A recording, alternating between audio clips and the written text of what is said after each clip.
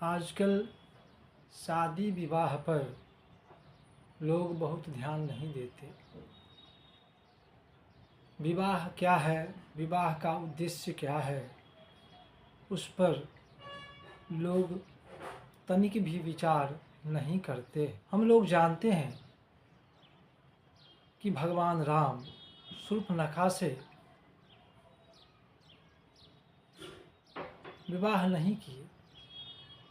शूर्पणखा के लाख चाहने पर भी उनसे विवाह नहीं किए। आखिर क्यों? इसकी क्या वजह हो सकती है? कभी हमने विचार किया कि प्रभु ने ऐसा क्यों किया? इन प्रश्नों का उत्तर देने से पूर्व हम एक बात की चर्चा करना चाहेंगे कि हमारे यहाँ बहुत सारे गोपालक बंधु बांधव हैं जो गौ की सेवा करते हैं, गौपालन का कार्य करते हैं। एक दिन एक डॉक्टर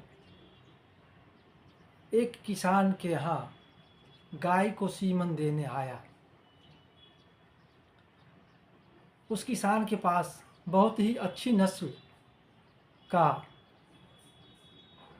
जिसे हम फ्रीजियन के नाम से जानते हैं, उसी नस्ल की गाय थी जिसे वह सीमन देने आया था डॉक्टर। संजोग से उसके पास फ्रीजियन नस्ल का सीमन नहीं था। किसान को उसने कहा कि इसे हम देसी सीमन दे देते हैं। किसान गुस्सा से पागल हो गया। कहा कि डॉक्टर होके आपको पता नहीं है किस इतनी अच्छी नस्ल के गाय को हम देसी गाय का सीमन कैसे दे सकते हैं? इससे तो गाय का बच्चा ही खराब हो जाएगा, इस गाय का नस्ल ही बिगड़ जाएगा। इसलिए यह सीमन मत दीजिए। एक किसान को भी पता है कि गाय का नस्ल खराब हो जाएगा यदि उसके अनुसार, उस गाय के अनुसार सीमन नहीं दिया गया। उसे लो क्वालिटी का सीमन यदि दिया जाएगा तो उसका बच्चा खराब होगा। यहाँ तो मनुष्य की शादी की चर्चा हो रही है। यहाँ हम लोग कहते हैं कि क्या होगा, एक मनुष्य दूसरे मनुष्य से शादी कर लेगा तो मनुष्य ही पैदा होगा।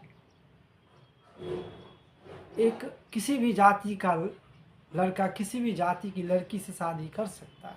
ठाकुर जी कहते हैं कि किसी देश को, किसी जाति को यदि बर्बाद करना है तो उसके लिए परमाणु बम की आवश्यकता नहीं है। उसके यहाँ 10, 20, 50 प्रतिलोम विवाह करवा दो, वह देश, वह जाति ऐसे ही धीरे धीरे नष्ट हो जाए। लोम संतान जो होता है वह विध्वंसकारी होता है। तो फिर साधारण आदमी को इतना ज्ञान है तो प्रभु श्री राम तो अवतार लेकर आए थे मनुष्य के कल्याण के लिए, मनुष्य का उद्धार करने के लिए। तो उन्होंने उद्धार का रास्ता, कल्याण का रास्ता दिखा कर गया कि शादी कहाँ और कैसे करनी चाहिए। उन्होंने शादी इसलिए नहीं, श्री राम उस समय क्षत्रिय वर्ण में जन्म लिए थे। शूर्पणखा विप्र वर्ण में जन्म लेकर आई थी। यहाँ यदि प्रभु श्री राम या उनका भाई लक्ष्मण शूर्पणखा से शादी कर लेते तो यह प्रतिलोम विवाह होता। कन्या उच्च वर्ण की और पुरुष निम्न वर्ण का हो जाता, इससे प्रतिलोम संतान की उत्पत्ति होती, जो समाज के लिए हानिकारक होता, विध्वंसकारी होता। इसीलिए कभी भी उच्च वर्ण की कन्या की विवाह निम्न वर्ण के पुरुष या वर से नहीं होना चाहिए, नहीं तो मनुष्य जाति का इससे अकल्याण होगा। ठीक इसीलिए प्रभु श्री राम ने शूर्पणखा से शादी नहीं किए, ताकि मानव का कल्याण में कोई बाधा उत्पत्ति न हो।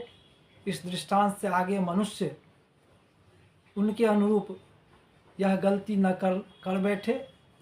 एक उदाहरण उन्होंने प्रस्तुत किया कि हमें प्रतिलोम विवाह नहीं करना चाहिए।